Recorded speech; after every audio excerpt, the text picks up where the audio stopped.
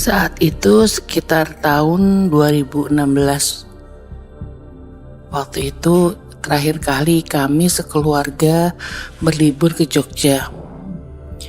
Kami memilih hotel yang tidak terlalu jauh dari jalan legendaris itu.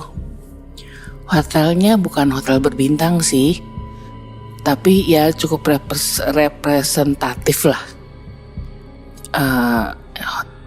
Mungkin hanya 3 lantai ya hotelnya, jadi hotel kecil dan sepertinya sudah agak tua gitu.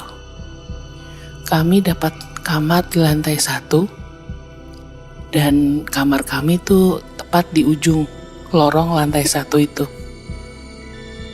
Waktu kami membuka pintu kamar, dan seperti biasa ya setiap kali kalau masuk ke salah satu bangunan atau kamar yang baru, itu saya selalu mengucapkan salam. Jadi saat pintu dibuka, saya ucapkan assalamualaikum gitu. Tapi pada saat itu saya melihat ada sesosok perempuan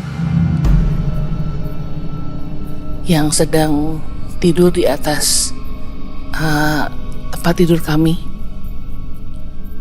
Jadi seperti apa ya, bersender gitu di atas handbag tempat tidur. Saya kaget waktu itu. Saya hanya mengucap astagfirullah gitu. Dan suami saya nanya gitu, kenapa mah gitu. Saya bilang itu ada yang duduk di situ, saya bilang gitu. Tapi suami saya cuma bilang, mana, nggak ada gitu. Terus ya sudah, dan itu memang hanya sepersekian detik gitu. Tapi itu jelas saya lihat. Terus ya sudah, kami tinggal di Jogja di kamar hotel itu mungkin sekitar 4 malam saat itu. Malam pertama kami tidur di hotel itu tidak ada yang terjadi hal yang aneh.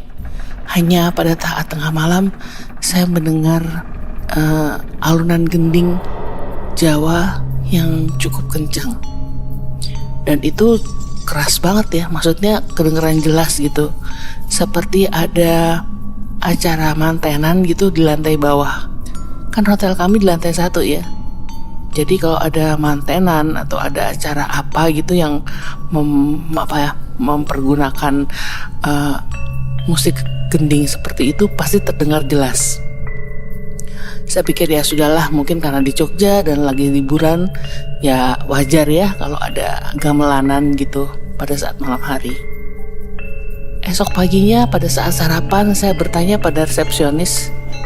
Saya tanya sama resepsionisnya, saya bilang, "Mbak, tadi malam ada acara gendingan ya? Maksudnya ada tanggapan itu di lobi."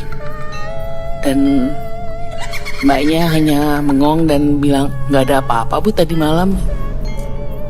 Ya saya pikir ya sudahlah, atau mungkin saya yang salah dengar gitu. Malam keduanya juga tenang, tidak ada kejadian yang apa-apa mengerikan atau apapun. Tapi pada malam ketiga, suatu malam itu saya mendengar ada suara pintu diketuk. Awalnya pelan, tapi makin lama suaranya makin kencang.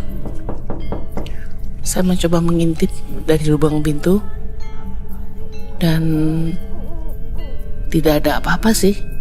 Lalu saya kembali ke tempat tidur.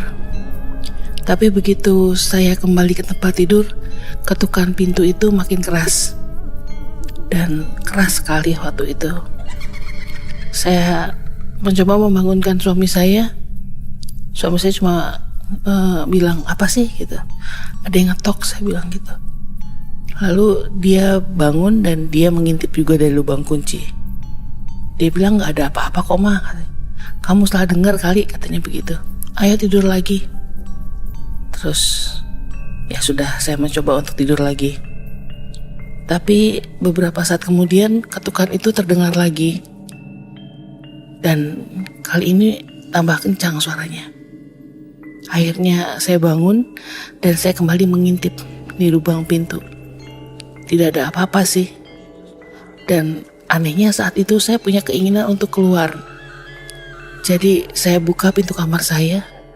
Begitu saya buka pintu kamar saya, di sisi sebelah kiri tempat kamar kami, saya melihat ada sesosok perempuan berbaju putih, berambut panjang, ya kuntilanak lah, sedang berdiri membelakangi kami dan sedang mengetuk pintu kamar sebelah. Dan mengetuknya bukan pakai tangan, tapi pakai kepala. Jadi dia mengetuk dengan keras dengan kepalanya. Saya sempat freeze ya waktu itu, karena nggak tahu mau ngapain. Dan akhirnya pada saat perempuan itu tiba-tiba berhenti mengetuk, dan kepalanya tiba-tiba menoleh ke arah saya langsung cepat-cepat masuk ke kamar dan mengunci pintu. Langsung saya ambil wudhu dan saya sholat tahajud malam itu. Karena saya ketakutan ya, saya nggak tahu bagaimana cara menghilangkan ketakutan ini, dan pikiran saya pokoknya jangan sampai perempuan itu masuk ke kamar saya gitu. Waktu itu anak saya juga masih kecil ya, jadi jangan sampai gitu kejadian mengerikan itu terjadi di dalam kamar kami. Alhamdulillah malam itu akhirnya berlalu, dan hari terakhir kami di Jogja, tengah malam kembali saya merasa ada yang menarik kaki saya. Saya bertahan untuk tidak membuka mata karena saya terlalu takut ya. Dan saya sudah membayangkan bahwa perempuan itu yang mengganggu kami. Yang saya takutkan perempuan yang kemarin saya lihat itu, yang ada di kamar kami. Saya merasa dia seperti menarik selimut kami. Dan saya nggak bergeming. Saya tetap diam sambil mencoba membaca surat yang saya tahu. Dan akhirnya malam itu pun berlalu. Kami pun pulang kembali ke Jakarta. Saya nggak tahu ya, apakah yang saya lihat itu benar mereka atau saya hanya berhalusinasi. Tetapi kalau saya berhalusinasi, mengapa kejadian itu serasa seperti sangat jelas? Saya nggak tahu ya. Dan sejak tahun 2018 itu sampai sekarang kami belum kembali lagi ke Jogja.